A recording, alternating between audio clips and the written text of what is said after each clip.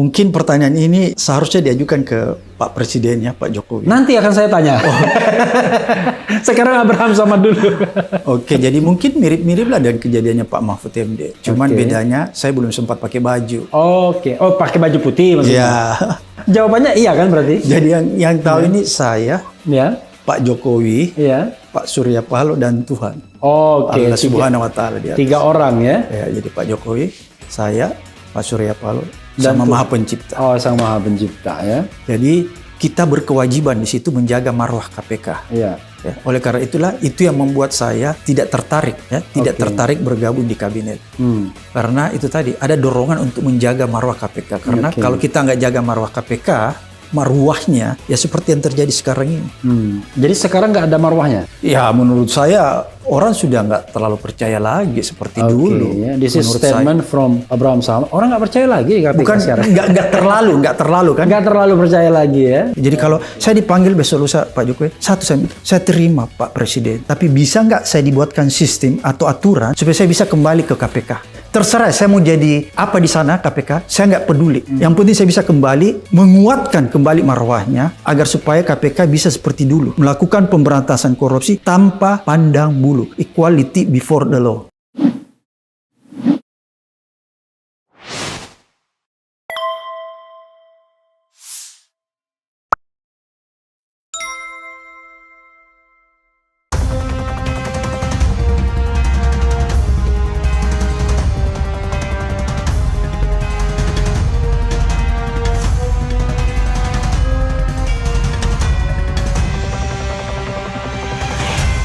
Assalamualaikum warahmatullahi wabarakatuh.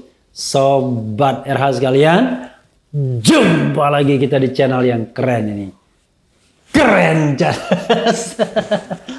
Jadi, Sobat RH sekalian, saya mengcapture ya tempat tamu saya ya, tapi jangan lama-lama, saya perkenalkan Abraham Samad.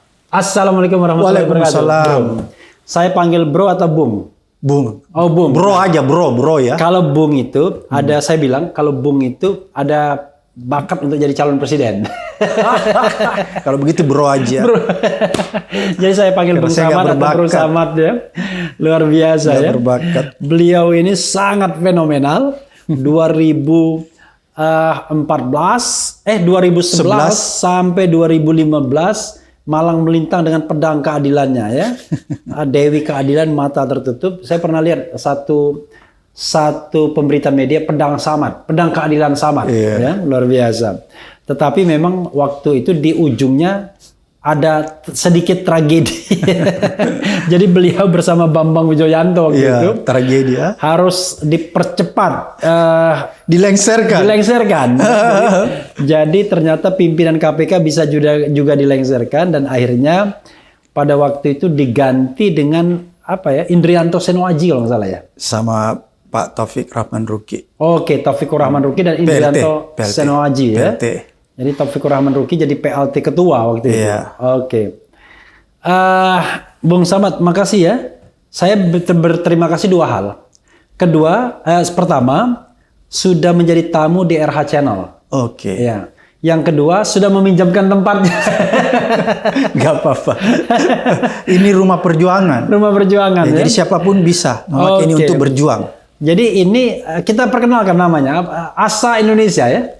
Iya, jadi ini sebuah lembaga, lembaga yang bergerak di bidang atau fokus areanya di anti korupsi, HAM dan demokrasi, tapi lebih kepada riset ya dan pendidikan. Bukan pergerakan ya? Bukan advokasi, pergerakan dalam artian pikiran. Yang bergerak pikiran ya. Yang susah itu kalau yang bergerak tangan dan kaki ya, itu susah. Itu biasanya kalau kaki dan tangan itu revolusi. Revolusi ya. Kalau yang bergerak pikiran itu namanya akal sehat menurut Rocky ya. Common sense. Iya, common sense.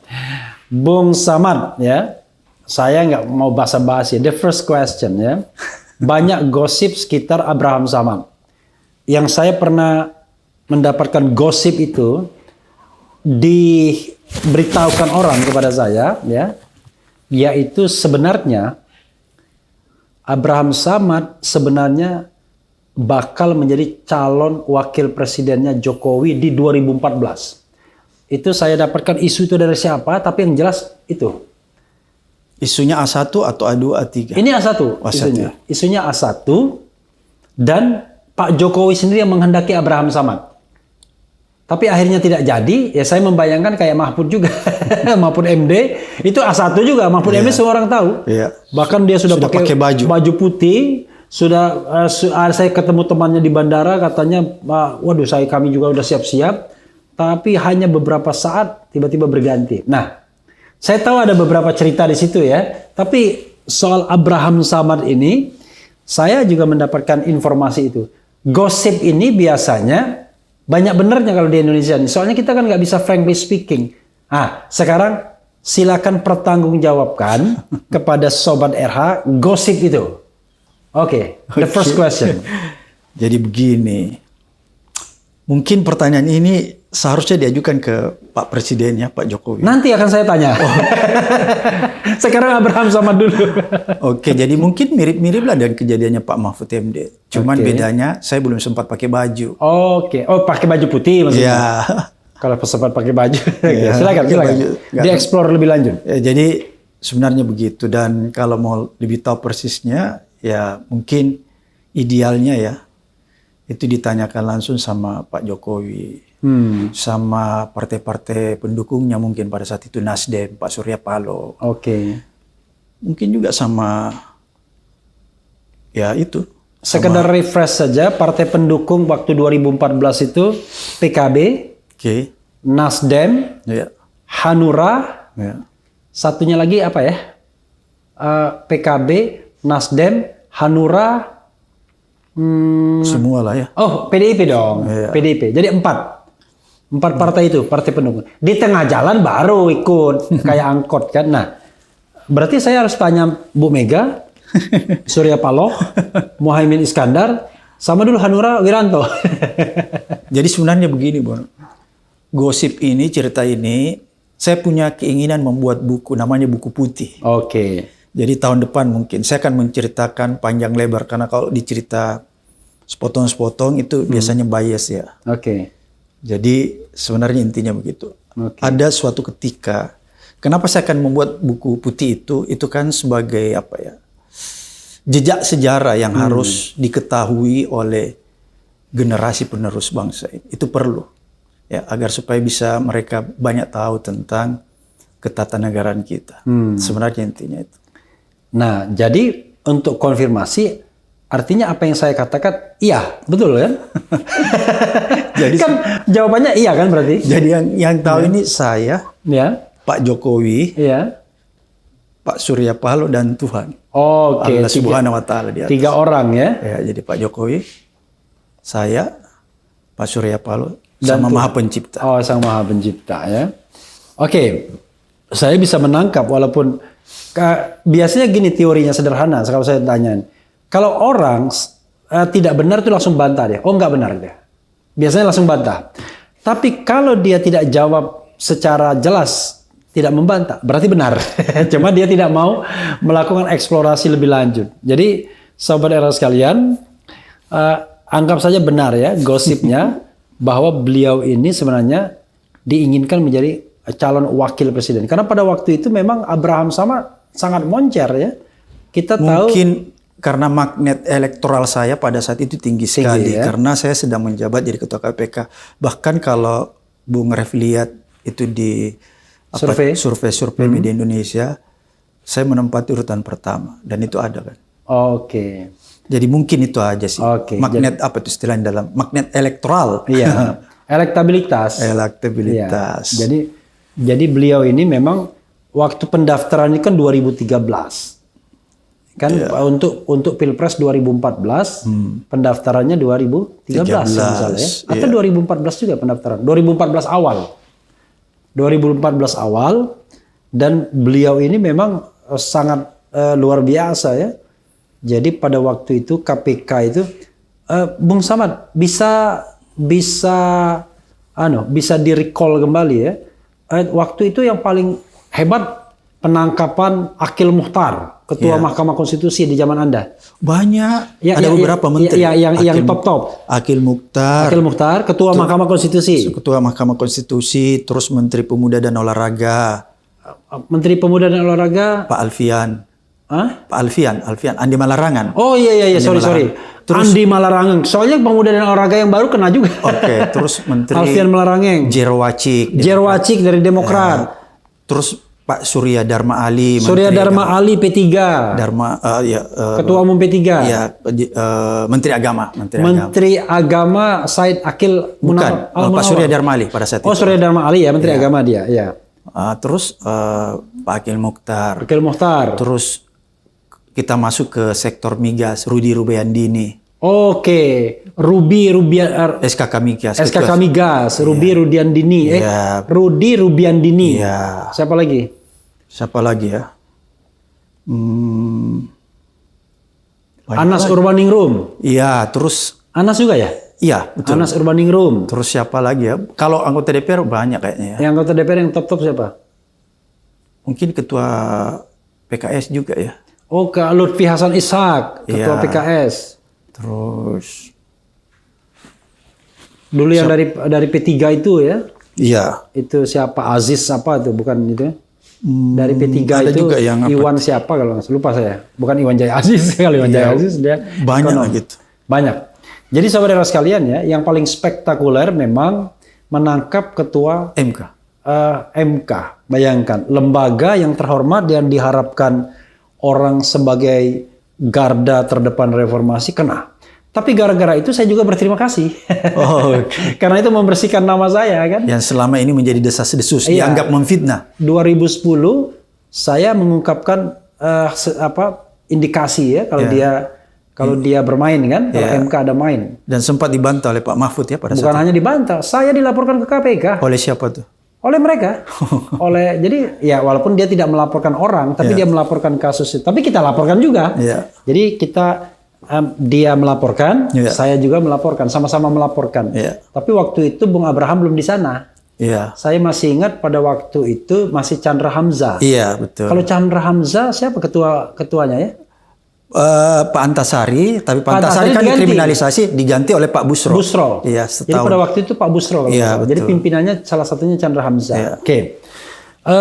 Memang luar biasa KPK zaman dulu. Terlepas dari pro dan kontranya, kayaknya ada bedanya banyak lah ya. Oke. Kalau kita lihat Pak Mahfud ya, Bung Abraham, Pak Mahfud nggak jadi. Tapi kan saya membayangkan tidak jadinya itu kalau dipotong oleh orang lain, biasanya Pak Jokowi ngasih kompensasi. Ya, karena begini, kenapa saya bilang begitu? Saya jelaskan juga sedikit. Seperti Pak Bung Refli dikasih kompensasi jadi komisaris. Enggak, itu bukan dari Pak Jokowi. Oh, begitu. jadi waktu Pak Mahfud nggak jadi, itu kan Pak Mahfud kan sama sekali tidak ikut kampanye kan? Iya. Tapi saya membayangkan pembicaraan sebelumnya udahlah Pak, nanti Bapak dapat Menko Polhukam. Udah tenang dia kan, nggak kampanye, nggak apa. Alasannya pada waktu itu karena dia Pancasila, Dewan Pengarah BPIP. Iya, betul. Nggak boleh kampanye. Iya. Padahal ketua Dewan Pengarahnya kan Megawati juga kampanye. Gosip juga saya dengar, katanya setelah itu saya dengar jabatan untuk Abraham Samad itu Jaksa Agung. Dan itu tidak main-main karena banyak orang yang ngomong begitu juga. Jaksa Agung akhirnya.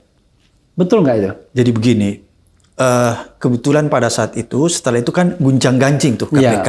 Iya. Karena kita mulai masuk kepada pembenahan sektor aparat penegak hukum. Mulai masuk pengadilan, mulai peradilan, kejaksaan, dan kepolisian. Iya. Dan ada kasus Kokor Lantas pada saat itu kita mulai masuk. Joko Susilo juga? Iya, saya. Jadi ada gejolak-gejolak. Gejolak-gejolak sehingga timbullah tadi yang Bung Refli cerita. Bin juga ya, Budi Gunawan juga? Iya. Saya dengan Pak tersangka ya. Oke. Ya, saya dengan Pak BB dikriminalisasi kan. Iya. Jadi ada gejolak tuh. Iya. Ada gejolak dan lain sebagainya dan akhirnya saya berhenti, seharusnya bulan 12 diberhentikan. 2015? Ya, dinonaktifkan ya istilahnya di bulan 2. Bulan apa tuh lagi? tahun 2015, 2014. ya, bulan Februari ya. Iya, dengan sangkaan KTP aja itu kan gitu. Iya. Jadi sebenarnya ada gejolak itu sehingga saya tidak tahu persis bagaimana. Yang jelas, saya kan seharusnya berakhir di bulan 12 ya. Iya. Dan tidak mungkin lah saya bisa diangkat jadi menteri karena pengangkat menteri kan bulan 10. Ya, Saya tapi masih kan bertugas. tawaran kan bisa datang sebelumnya kan? Karena banyak sekali orang-orang yang misalnya, bahkan misalnya sudah jadi ketua MPR misalnya, atau wakil ketua MPR misalnya, Iya. atau wakil ketua DPR, kan diangkat lepas jabatan sebelumnya begitu. Ya, tapi itu hari saya berkomitmen bahwa saya akan menyelesaikan masa jabatan saya di KPK bulan 12 ya. Jadi kalaupun saya ditawarin, pasti saya menolak karena pelantikan atau kabinet itu kan bulan 10, Bung Refli. Iya.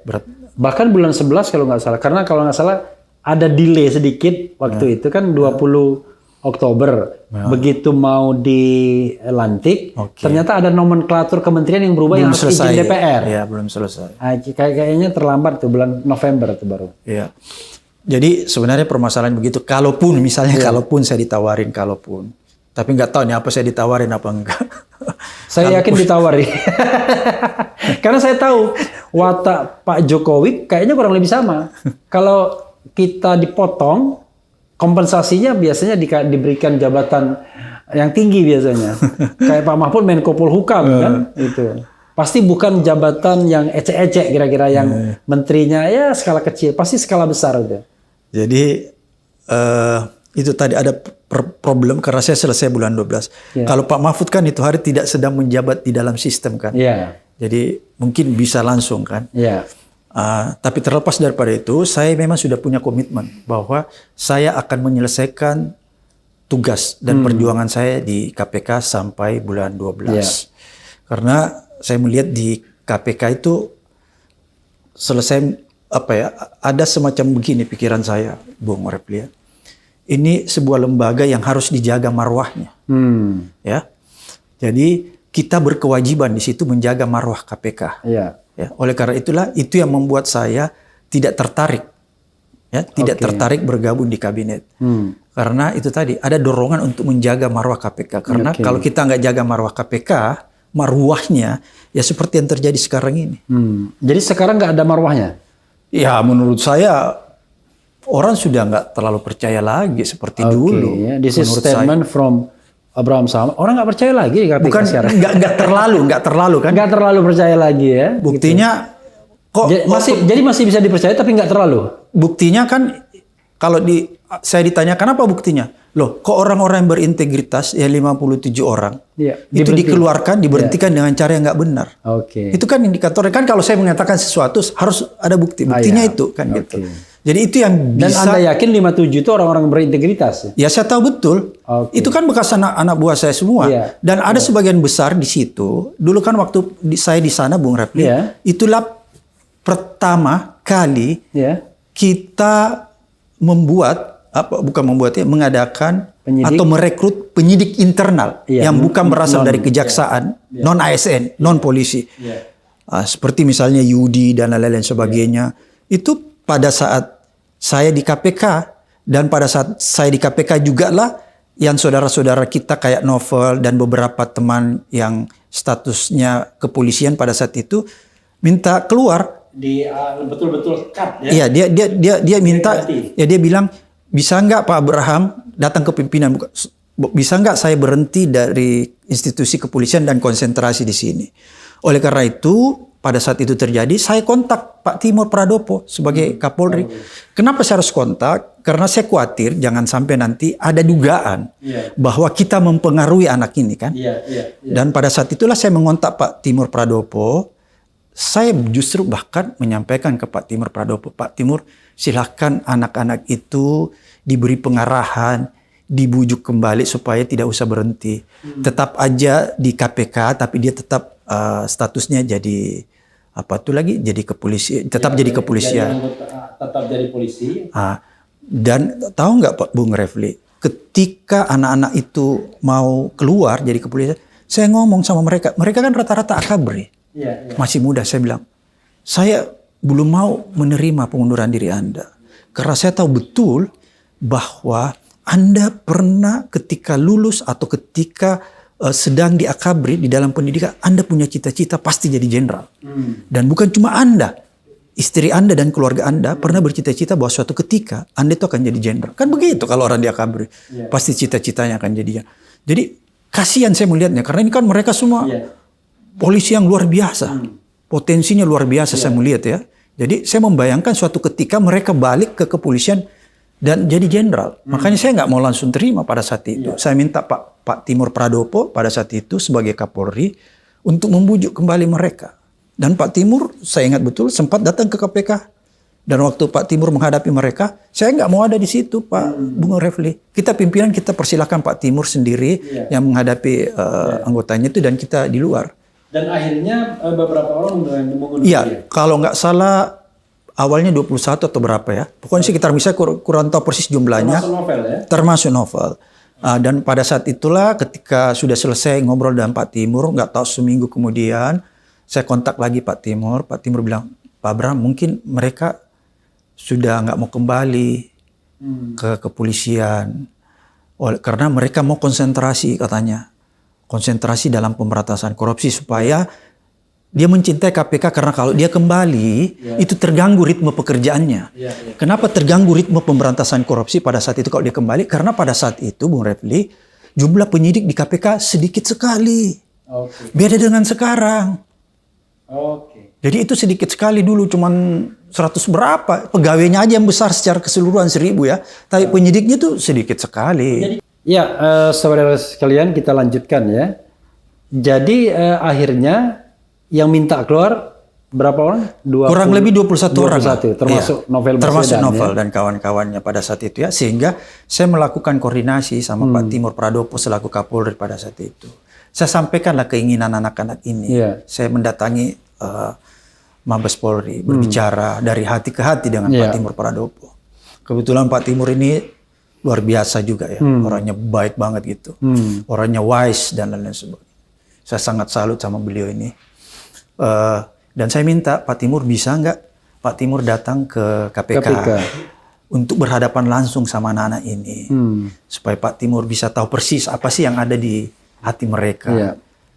Saya minta Pak Timur kalau bisa menasihatin supaya dia tetap di KPK, tapi tidak menanggalkan status dia sebagai Polri gitu. Tapi perpanjang aja, saya bilang gitu. Perpanjang, kalaupun dia minta perpanjang aja terus gitu kan gitu. Agar supaya mereka nggak keluar. Pak Timur, oke, kalau begitu nanti saya datang Pak Bram ke KPK. Setelah Pak Timur datang ke KPK suatu hari, saya persilahkanlah Pak Timur menghadapi mereka semua. Dan kita pimpinan KPK pada saat itu keluar semua. Kita memberikanlah kesempatan antara orang tua. Kita ibaratkan Pak Timur orang tuanya, polisi-polisi ini anaknya. Jadi biar ada dialog. Dialog itu dialog anak dan orang tua. Bukan dialog antara anggota Polri dan Kapolrinya. Jadi dialog itu kita usahakan dialog antara anak dan orang tua. Dan dialog lah itu cukup lama. Dan akhirnya pada saat itu selesai dialog, saya ketemu Pak Timur. Pak Timur bilang, saya udah nasihatin Pak Bram, nanti kita lihat 1, 2, 3 hari ini kita ketemu lagi untuk membicarakan ini. Dan setelah itu 1, 2, 3 hari saya ketemu lagi Pak Timur Pradopo. Akhirnya Pak Timur bilang, mungkin Pak Bram saya harus melepaskan anak-anak ini. Saya bilang, kenapa Pak Timur? Dia bilang begini, anak-anak ini mengatakan kalau dia balik ke kepolisian, maka terganggu pemberantasan korupsi. Kenapa bisa terganggu? Karena di KPK pada saat itu penyidiknya sangat kurang, Bung Refli. Cuma 100 lebih. Sedangkan kasus begitu banyak. Dari Sabang sampai Merauke. KPK, itu kalau boleh tahu berapa kasus yang dilaporkan waktu itu? Sempat? Banyak juga kan lewat Dumas. Direktorat Dumas kan. Belum lagi ada yang kasus misalnya cash building yang tiba-tiba kan gitu. Jadi memang kewalahan juga sebenarnya ya. Itulah yang terjadi. Sehingga Pak Timur ikhlaskan. Maka pada saat itu Pak Timur buatlah SK kan untuk anak-anak itu diikhlaskan berhenti dan bergabung di Komisi Pemberantasan Korupsi. Itulah yang terjadi. Dan 57 itu bukan 57, kurang lebih 21. Bukan 57 di antara 57 yang berhenti itu. Ada yang mereka. Oh banyak. Banyak. Iya. Oke. Banyak yang sudah keluar dari kepolisian. Ketika dia sudah keluar dari kepolisian, kan kita angkat dia Iya. menjadi penyidik KPK. Iya. Nah, gitu ya. Dan mereka di antara 57 itu yang berhenti itu ada beberapa ya? Iya banyak. Oke. Banyak banget. Ya itu sedikit ke soal sejarah KPK ya. Tapi Bung Abraham kita kita main sebenarnya Anda lebih suka Abraham atau Samad? Abraham, karena kalau Samad itu nama bapak saya. Oh oke. Bung Abraham ya. Tapi singkatnya Bram ya. Iya betul. Luar Ada nama dekat lagi. Apa? Bung Refili. Openg. Openg. Nah, itu nama panggilan dekat itu. Tapi kalau Openg janganlah. Ya Openg. Okay. Nanti. Jadi Abraham itu ada historinya. Oke. Jadi bapak saya itu senang sekali baca bukunya Abraham Lincoln. Oh, Judulnya itu kalau ditranslate iya. dari Rimba Raya ke Gedung Putih. Oke. Jadi dia senang baca buku itu sehingga ketika saya lahir dia berikanlah nama itu kepada saya, ya kan? Oke. Dan ternyata pejuang pembebasan perbudakan Abraham Lincoln. Dan ternyata doanya itu benar. Ya. Dari Rimba Raya ke Gedung Merah Putih. Kan gedung Iya. KPK kan gedung Merah Putih Iya, kan? iya. Ya, Rimba Raya, let's say Sulawesi Selatan sana Iya, lah. iya. Kira-kira apa di luar Jawa kan? Iya. Oke, Bung Abraham ya. Bung Openg. Abraham. Bung Abraham. Jadi Bung Abraham sekarang kegiatannya apa sekarang? Ya, saya ini kan praktisi. Nggak terasa kan 2015 ke 2022 nggak terasa kan sudah hampir 8 tahun kan? Ya, praktisi sekaligus juga ngajar, Iya. sekaligus buat lembaga ini. Lembaga ASA Indonesia ini. Iya, ASA itu kan optimisme, harapan dan Bukan optimisme. Abraham Samad. Bukan Abraham Samad. Oh, oke, luar biasa. Jadi ini kumpulan dari teman-teman yang ingin melanjutkan agenda-agenda yang sempat terhenti. Dulu di KPK itu kita punya program misalnya pendidikan anti korupsi dari PAUD sampai perguruan tinggi, kemudian pendidikan anti korupsi berbasis keluarga, kemudian ada perbaikan tata kelola sumber daya alam khususnya minerba, perbaikan tata kelola migas dan lain sebagainya. Itu banyak tidak berjalan sebagaimana mestinya. Oleh karena itu kita pengen lembaga ini melakukan riset terhadap itu. Dari hasil riset itulah, hasil kajian itu nanti kita rumuskan rekomendasi apa, kemudian kita ajukan ke pemerintah untuk ditindaklanjuti. Jadi semacam think tank juga lah. Ya, oke. Demi kebaikan bangsa. Tapi yang jelas bukan underbow-nya pemerintah ya. Bukan ya. Oke. Kalau lawyering masih? Masih. Tapi membatasi diri. Membatasi diri. Saya membatasi diri begini. Samalah Bung Refli ini. Saya menghindari yang namanya litigasi atau pidana. Iya. Kenapa? Saya takut terjadi konflik of interest.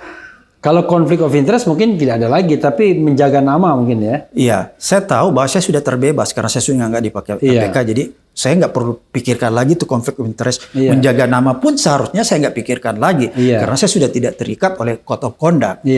Tapi sebagai mantan ketua KPK, saya harus terus memberikan keteladanan kepada anak-anak saya di KPK, Bung Refli, tentang value yang sudah saya dapatkan di KPK, agar supaya itu menjadi kekuatan mereka. Karena kalau misalnya ketika saya di luar, terus value KPK yang pernah saya pegang erat-erat, yang pernah menjadi pedoman hidup saya, lantas ketika saya keluar di KPK, value itu menjadi hilang, saya nggak jalankan lagi. Saya membayangkan betapa kecewanya anak-anak itu di KPK.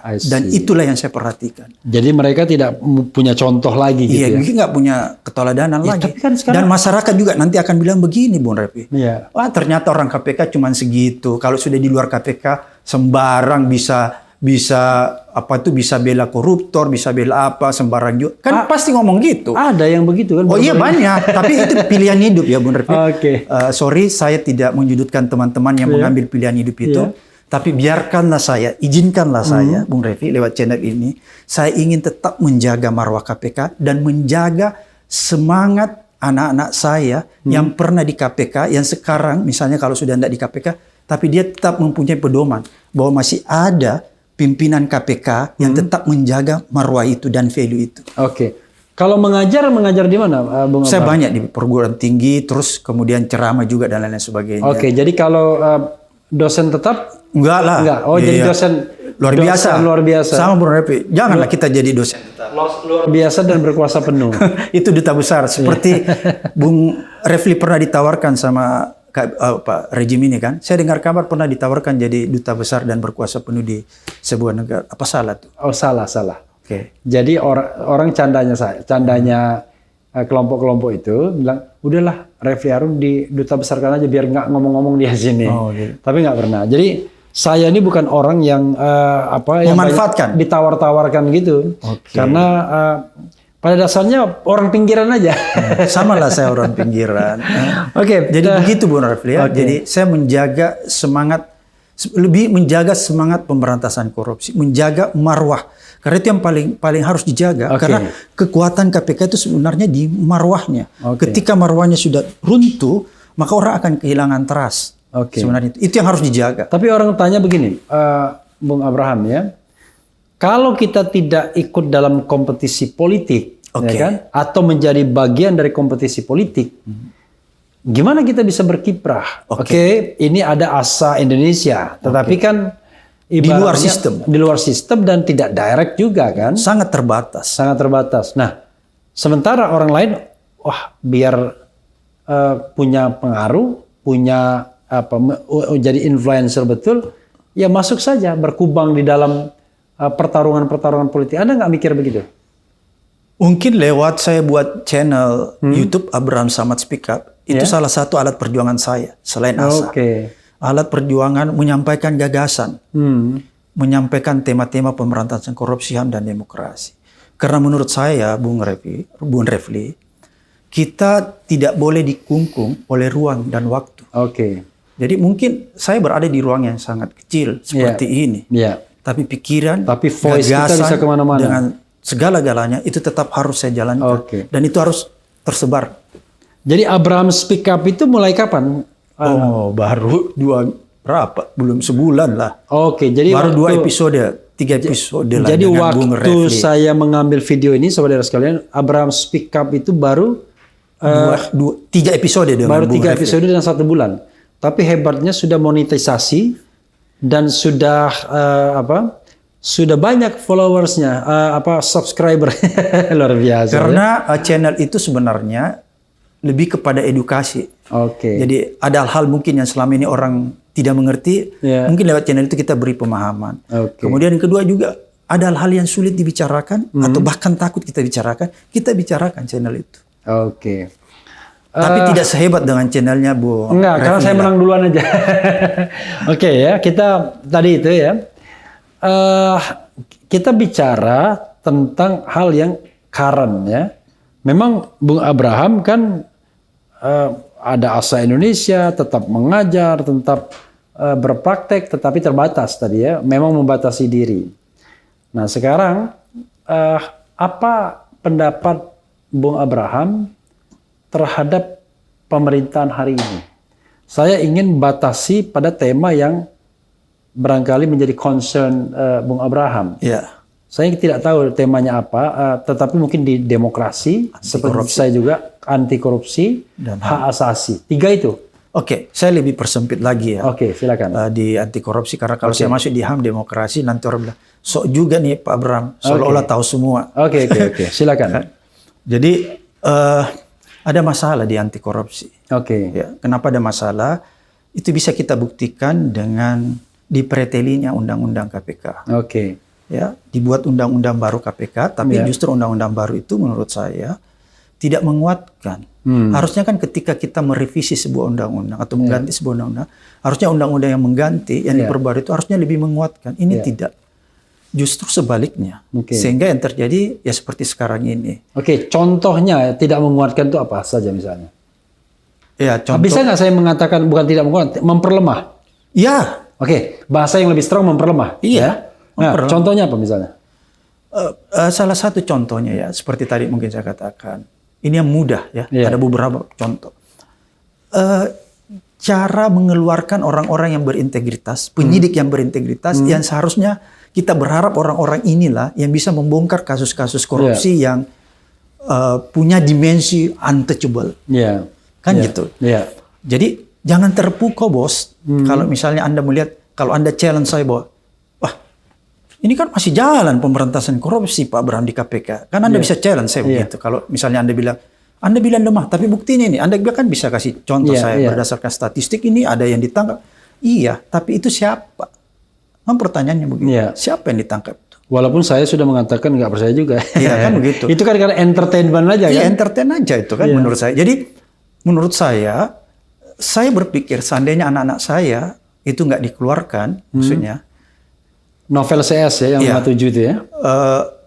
Mungkin pemberantasan korupsinya luar biasa, masih bisa kita berharap loh. Jauh lebih dahsyat gitu ya. Iya kan begini, harus ada harapan Bung Refli. Ketika masyarakat itu masih punya harapan tentang keadilan, tentang pemberantasan korupsi, itu masih ada semangat dia untuk memperjuangkan sesuatu. Tapi ketika harapan itu tidak ada, dia menjadi tidak semangat lagi. Dia menjadi tidak peduli lagi terhadap bangsa dan negara. Itu kan yang kita hindari. Jangan kita membuat masyarakat itu jadi permisif, skeptis dan apatis terhadap pemberantasan korupsi. Itu kan yang kita jaga. Jadi menurut Bung Abraham, itu memang gerakan untuk memperlemah KPK ini sistematis ya? Saya belum bisa menyimpulkan sejauh itu ya. Karena kalau saya suka menyimpulkan itu berdasarkan riset. Tapi saya belum menyimpulkan itu seperti itu. Tapi mungkin kalau ada orang yang menyatakan begitu, ada benarnya juga mungkin. Berdasarkan fakta-fakta yang kita lihat di lapangan. Kan gitu. Sehingga menurut saya harusnya pemerintah untuk menepis isu-isu itu melakukan langkah-langkah atau upaya-upaya yang sistematis pula yang bisa dilihat oleh masyarakat bahwa pemerintah itu masih sangat concern. Pemerintah masih punya political will yang kuat untuk mendukung upaya pemberantasan korupsi. Itu kan harus diperlihatkan. Agar supaya masyarakat tidak skeptis. Ini kan bahaya kalau masyarakatnya skeptis. Ada yang menarik ya. Ketika pemerintahan Presiden Jokowi Jilid 2 ini berkuasa, ya, orang menganggap bahwa KPK di captures ya by the state, by the government ya. Jadi dia tidak lagi menjadi lembaga independen, tapi seperti proksi saja dari istana, mungkin proksi dari lembaga lain. Itu kan sudah menjadi rahasia publik. Tapi sempat juga waktu itu ada OTT terhadap misalnya Menteri dari PDIP Juliari Batubara. Ada juga OTT Menteri dari Gerindra Edi Prabowo misalnya. Orang mengatakan loh itu buktinya masih ada. Masih kuat. Masih ada. Gimana? Kita harus lihat ya. Jangan-jangan pada saat itu teman-teman yang 57 itu masih sedang dalam perjalanan untuk diberhentikan. Jadi kakinya masih ada sebelah di sana. Saya sengaja bilang begini karena saya juga mendengarkan itu. Ya kan? Bahkan jadi masih ada andil mereka sebenarnya. Ya, konon katanya itu yang mempercepat mereka. Iya kan begitu. Jadi jangan-jangan begitu. Tapi saya nggak tahu persis. Saya sih marah-marah. Tapi pada waktu itu ketika ada Juliari Batubara, ada Edi Prabowo, yang 57 itu masih di KPK kan? Sebelah kakinya. Ya, tapi masih di KPK ya? Kayaknya begitu. Karena saya dengar bahwa yang menangkap masih kayaknya masih. Iya, masih karena itu tinggal menunggu SK pemberhentian mungkin. Iya, tapi masih. Karena kalau katanya atau paling tidak pengembangan kasus itu atau penyelidikannya itu sudah dilakukan oleh teman-teman.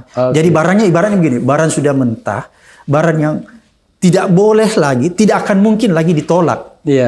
Sudah matang. Jadi nggak ada lagi jalan untuk menolak. Mungkin begitu. Jadi kalaupun anak-anak ini sudah keluar, saya kan nggak tahu persis nih. Nanti kalaupun dia sudah keluar, kemungkinan kalau menurut saya kasus-kasus itu kasus-kasus yang sudah jadi, yang tidak mungkin lagi tidak ditindaklanjuti karena sudah naik ke penyidikan. Gitu ya. Ini terakhir ya sebelum Bung Abraham memberikan closing statement ya. Tadi kan khusus pemberantasan korupsi. Kita bicara pemberantasan korupsi. Tapi kalau kita bicara pemberantasan korupsi, ada semua sektor bermasalah. Eksekutif bermasalah, legislatif bermasalah, yudikatif bermasalah. Karena saya ngomong permasalahan ini kan bukan tanpa data, ada semua datanya kan. Yudikatif baru-baru ini, bahkan Hakim Kemarin Agung, hakim, ya kan. Padahal Hakim Agung itu di kalau nggak salah itu jalur independen, itu jalur non karir itu kalau nggak salah. Ya, saya kenal orangnya. Iya, bayangkan. Dari Unhas. Iya, jalur non karir, kena juga. Iya. Karena kan selama ini stigma menyatakan bahwa hakim non karir itu lebih bisa diharapkan. Iya. Dan itu terbukti bahwa nggak bisa juga ternyata. Ketika mereka sudah di sana enak-enakan, wah lumayan juga kan. Mungkin lingkungan ya. Ya, lingkungan. Budaya Kemudian organisasi. jalur eksekutif juga, waduh udah menteri apa-apa. Zaman Jokowi aja ada 4 menteri yang ditangkap kan. Zaman SBY lebih banyak juga. Ya, nah lalu sekarang ini kalau kita bicara penegak hukum juga bermasalah. Kemudian legislatif juga tetap bermasalah. Saya ingin mengatakan walaupun KPK dilemahkan dan sengaja kayaknya orang melemahkan KPK, kekuatan-kekuatan politik yang ada, tapi tetap menunjukkan bahwa pemberantasan korupsi kita, bukan pemberantasan korupsi, bahwa korupsi kita memang gejala tinggi. Artinya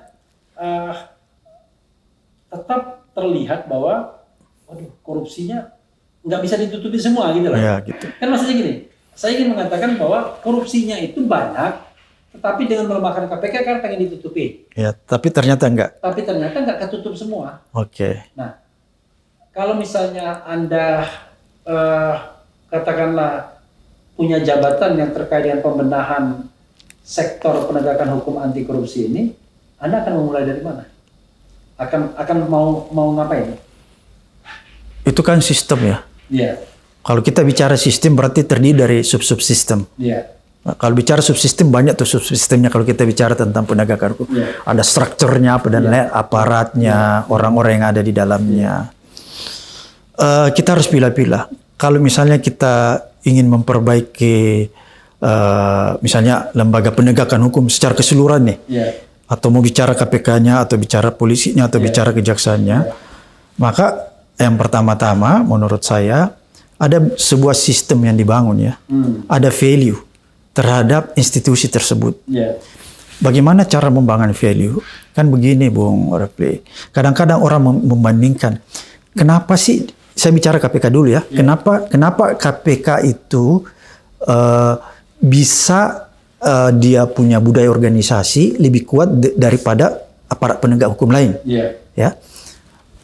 Karena memang dia diciptakan untuk itu. Budaya organisasinya dibuat sedemikian rupa sehingga orang-orang yang bekerja di dalam Bung Refli, walaupun punya keinginan yang kuat untuk menyimpang dalam melaksanakan tugasnya, itu menjadi tidak bisa. Ya, ada sistem yang dibangun. Sistem itu yang memproteksi. Ya, sehingga kalaupun dia punya niat, dia nggak bisa melakukan. Saya mau kasih contoh Bung Refli supaya nggak dibilang ini cuman retorika. Masih ingat polisi yang bernama Brotoseno? Oh iya. Oke. Yang kemudian bermasalah setelah dibebaskan ternyata belum diberhentikan. Kan begini. Dulu dia penyidik KPK. Oke. Karena dia penyidik KPK, dia menangani juga kasus-kasus korupsi yang besar loh. Berarti berinteraksi sama koruptor-koruptor kelas kakap juga kan, kalau dia periksa apa. Kemudian waktu dia di KPK, kenapa dia bisa menjalankan tugasnya dengan baik? Tidak terjadi apa-apa. Maksudnya dia tidak terkena peristiwa misalnya ketika dia melakukan penyidikan kasus korupsi di KPK, dia kena suap. Kan enggak kan? Kalaupun ada cerita tentang dia dengan Angelina, itu kan persoalan lain. Bukan masalah tupoksi dia kan? Tapi kenapa ketika dia keluar dari KPK, dia kembali ke instansinya, dia menjadi penyidik di instansinya, tetap jadi penyidik korupsi, kan dia ditangkap oleh polisi sendiri karena dia menerima suap. Itu artinya apa? Artinya bahwa di KPK itu memang ada sistem yang dibuat, ada budaya organisasi yang dibuat, itu yang tidak memungkinkan atau sulit orang melakukan penyimpangan. Itulah yang saya maksud yang harus diperbaiki di penegak-penegak hukum lain. Jadi sistem yang baik itu membuat penjahat pun bisa jadi orang baik. Iya. Sistem yang buruk membuat orang baik jadi penjahat. Iya, tapi harus dibarengi dengan integritas individu orang ya. Jadi ada dua di situ. Tapi yang pertama harus dibangun sistemnya. Bagaimana cara membangun sistem agar supaya individu itu bisa dikontrol betul oleh sistem? Di sistem itulah diinjeksikan itu code of conduct. kayak KPK kan dia punya code of conduct itu kuat sekali. Code of conduct-nya itu kuat sekali. Kenapa saya bilang kuat sekali? Code of conduct-nya itu di dalamnya mengatur tentang sanksi. Oke ya, mengatur tentang sanksi. Jelas, misalnya pelanggaran A, sanksinya pemecatan. Pelanggaran B, sanksinya demikian. Jadi kalau kita lihat isinya itu zero tolerance. Tidak ada toleransi sedikit pun terhadap pelanggaran. Event itu tidak berkaitan langsung dengan tupoksi Anda, ya, pekerjaan Anda. Tahu nggak? Saya waktu pertama masuk, Bung Rafli, nggak apa-apa kita cerita ya, supaya ini edukasi kan. Saya pertama kali masuk, saya harus menandatangani SK, bukan menandatangani SK pemberhentian beberapa orang pegawai. Oke. Saya penasaran nih, loh, kenapa orang ini diberhentikan? Sebagai orang yang punya background hukum, saya periksa dong, apa penyebabnya orang ini diberhentikan? Saya periksa, loh, ternyata orang ini diberhentikan bukan berkaitan dengan pekerjaan dia. Bukan berkaitan dia menerima suap. Karena pekerjaan dia, tahu nggak berkaitan dengan apa? Dia berhubungan, melakukan perselingkuhan dengan orang di luar KPK. Oke? Di luar KPK. Bukan di KPK. Pertanyaan saya, Bung Refli, kalau pelanggaran ini dilakukan instansi lain, orang melakukan perselingkuhan, bukan dalam ruang lingkup kantor itu atau instansi itu, orang tidak akan pernah diberhentikan. Paling dikasih SP1, SP2, SP3. Kalau di tempat lain? Di tempat lain itu bahkan ada yang baru aja kementerian aja. Bahkan di dalam situ aja belum dapat sanksi. Iya, memang. Tapi kalau dipakai di KPK, itu jelas di dalam code of conduct-nya. Karena itu dianggap merusak marwah, merusak citra KPK, sehingga sanksinya jelas di situ, harus diberhentikan. Ini contoh yang saya ingin berikan bahwa betapa kuatnya dia punya code of conduct. Saya pernah punya pengalaman, Bung Refli. Saya harus cerita di sini. Ketika saya sudah berhenti jadi ketua KPK, saya diundang oleh Bank Indonesia di Cirebon. Di sana mereka kumpul semua. Tahu nggak? Saya diundang dalam rangka merumuskan code of conduct Bank Indonesia yang baru. Saya diminta menyampaikan, ya, menjelaskan tentang Code of Conduct KPK dan memberi rekomendasi. Setelah saya jelaskan panjang lebar, detail, isi pasal per pasal, contohnya misalnya di dalam Code of Conduct KPK itu ada terurai, misalnya pegawai KPK dilarang masuk ke tempat hiburan. Tempat hiburan ini maksud A, B, dan C. Pertanyaan saya, ada nggak Code of Conduct di Indonesia begitu? Rigidnya. Kan nggak ada. Dia jelaskan apa itu yang dimaksud tempat hiburan. Jadi nggak ada lagi ruang penafsiran, debat tebal. Langsung, you masuk tempat ini, out. Kan gitu. Kan? Kedua, anggota KPK dilarang main golf. Tahu nggak kenapa dilarang main golf? Bukan soal olahraganya, karena golf itu dianggap olahraga yang mahal. Padahal nilai integritas salah satunya adalah kesederhanaan. Kan itu ada 9 nilai-nilai integritas. Ada kejujuran, kemandirian, adil, dan lain sebagainya. Salah satunya adalah nilai kesederhanaan. Jadi kalau kita dalam sederhana itu nggak boleh sewa helikopter lah kira-kira. Oh, lebih-lebih itu pelanggaran berat sebenarnya. Ya, makanya kan itulah yang saya maksud merusak marwah. Itu tadi kalau Anda tanya bilang merusak marwah, iya merusak marwah. Nah, gitu. Itu salah satu. Ketika itu saya sampaikan, ya, saya paparkan panjang lebar sama Bank Indonesia dan DPR juga diminta memaparkan pada saat itu Code of Conduct DPR. Ada orang DPR, saya lupa namanya. Saya mau memaparkan. Dan saya mengusulkan, mungkin ini bagus diadopsi. Kalau kita mau membuat budaya organisasi yang berintegritas yang kuat. Tahu nggak? Orang Bank Indonesia bilang apa? Pak Abraham, ini kita sudah punya budaya organisasi yang sudah bertahun-tahun. Itu menjadi sesuatu yang dilakoni pegawai Bank Indonesia, ya. Ya, tiba-tiba kita membuat satu budaya organisasi yang rigid begini, membatasi mereka. Saya khawatir kalau ini saya adopsi 100%, orang banyak resign di Bank Indonesia. Jadi gambaran ini saya sampaikan kepada Bung Refli Harun, saudara saya, bahwa itulah kekuatan KPK. Nah, tapi sekarang kalau Anda bilang, loh kenapa sekarang? Karena memang Code of Conduct-nya sudah dirubah. Dan itu kan sebenarnya nggak boleh. Terus ada nilai-nilai dasar. Iya. Dulu ada nilai-nilai dasar yang kita bangun, itu juga diubah semua, nggak seperti dulu lagi. Kan, jadi itu problemnya kalau Bahkan boleh menggunakan biaya dinas perjalanan lembaga yang mengundang ya. iya, itu aneh.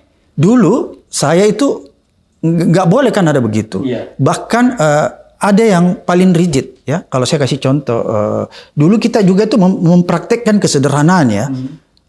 Sampai ke suatu daerah kalau kita diundang, kita nggak boleh dijemput loh sama panitia. Iya. Sama sekali nggak boleh.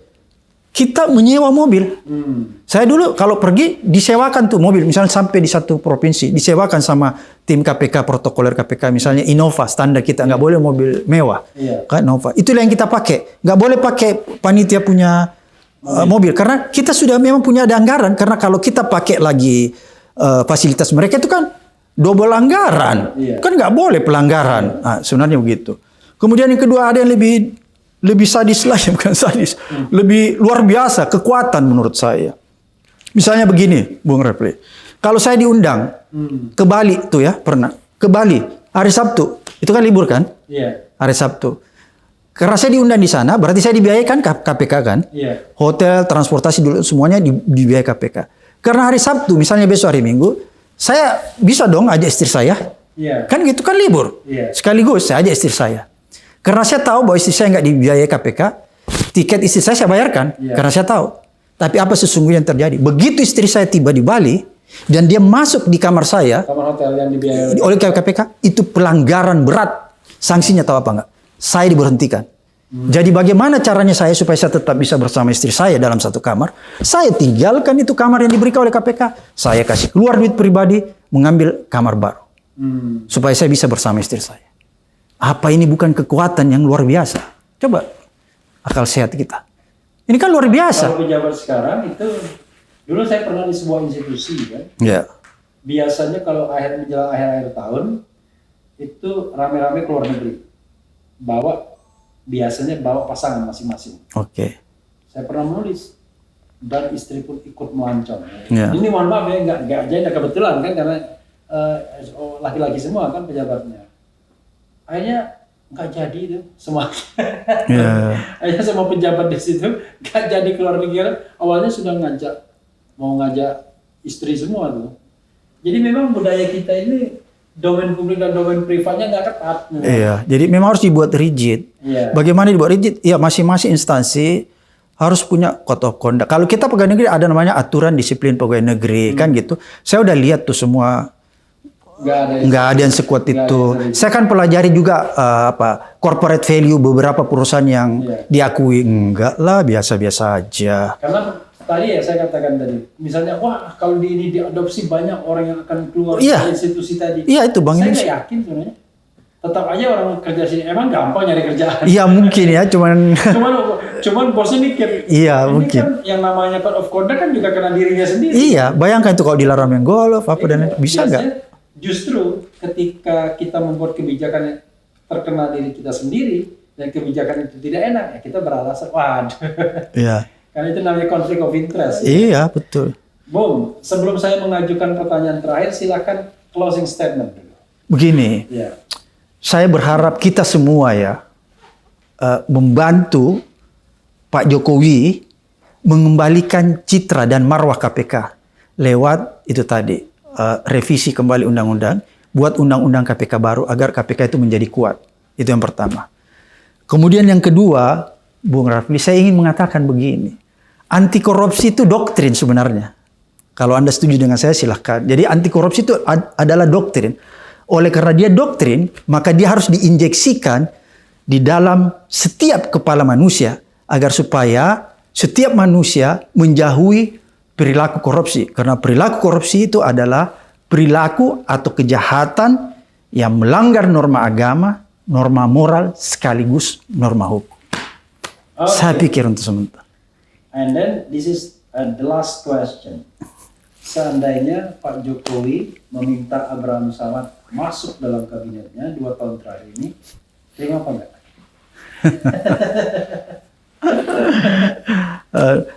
Tapi kan saya nggak diminta. Seandainya, dan itu berkaitan dengan bidang hukum. Jadi gini, suatu saat Pak Jokowi berpikir, waduh saya perlu legacy, ya kan, Oke. yang baik. Saya butuh Abraham Samad. Saya mau minta Abraham Samad menjadi jaksa agung atau jabatan hukum lainnya. Bersedia? Oke. Saya kalau ada mekanisme, saya pengen kembali ke KPK. Saya akan bicara sama Pak Jokowi. Bisa nggak ada mekanisme yang dibuat sehingga saya bisa kembali ke KPK? Kenapa? Saya ingin menyelamatkan marwahnya. Karena satu-satunya harapan masyarakat Indonesia setelah reformasi itu kan ditumpukan harapannya sepenuhnya kepada. Saya mau mengembalikan kepercayaan itu, Bung Refli. Jadi kalau saya dipanggil besok lusa Pak Jokowi, saya terima Pak Presiden. Tapi bisa nggak saya dibuatkan sistem atau aturan supaya saya bisa kembali ke KPK? Terserah saya mau jadi apa di sana KPK, saya nggak peduli. Yang penting saya bisa kembali menguatkan kembali marwahnya agar supaya KPK bisa seperti dulu melakukan pemberantasan korupsi tanpa pandang bulu, equality before the law. Luar biasa. Ya, saudara sekalian, itu tadi ya percakapan dengan Abraham Samad ya, Dewi Keadilan yang ditutup matanya, pedang Abraham katanya. Mudah-mudahan kita nanti banyak berdiskusi lagi. Insya Allah, Saya akan Bung undang, Refli. Bung Abraham Samad. Insya Allah. Ke rumah saya, ke podcast saya. Insya Allah. Ini kita memanfaatkan waktu tadi setelah podcast ya. Tetapi saya yakin pembicaraan ini sangat-sangat bermanfaat dan one thing for sure satu ya. Kata Abraham Samad, kalau memang diminta saya hanya pengen kembali ke KPK. Wassalamualaikum warahmatullahi wabarakatuh. Waalaikumsalam.